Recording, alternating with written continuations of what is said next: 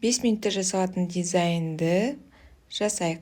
Ал кеттік. Обычный гель лакты алып, бір слойға плотный болса жағамыз. Егер не плотный болса, 2 слойға жағып, оны сушить етіп аламыз. Одан кейін обычный гель лакпен қара оны суретін саламыз. Қара узор.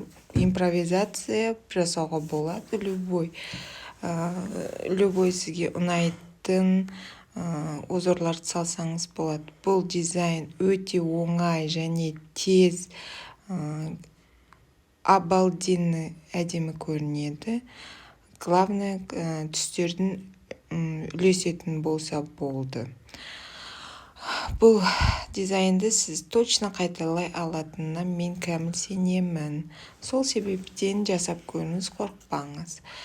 Біз қара гель лакпен салып болған еген, оны сушить етіп алып, оның үстіне топ жағамыз. И вуаля, сіздің дизайныңыз дайын. Енді кеттік екінші вариантты жасаймыз. Бұл екінші вариантта мен өте яркий цветті алдым. Ол на любителя. Бірақ бұл түспен қара түс өте жақсы үйлеседі.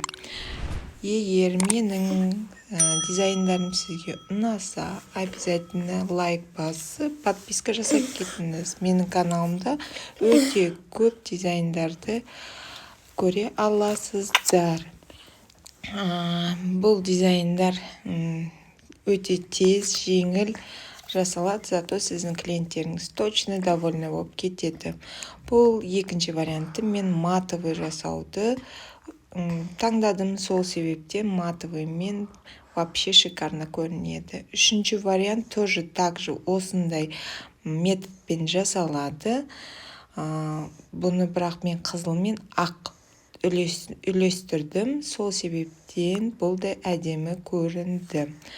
Менің каналымда өте көп креативный, тез жасалатын дизайндар. Сол себептен, пожалуйста, подпишитесь, поддержите, комментарий қалдырып кетіңіздер. Қандай дизайн жасауға болады, сізге қайсысын түсініксіз, соны жазып кетсеңіз, мен келесі видеода сол видеоларды, дизайндарды жасауға постараюсь. Лайкните. До следующих встреч. Пока.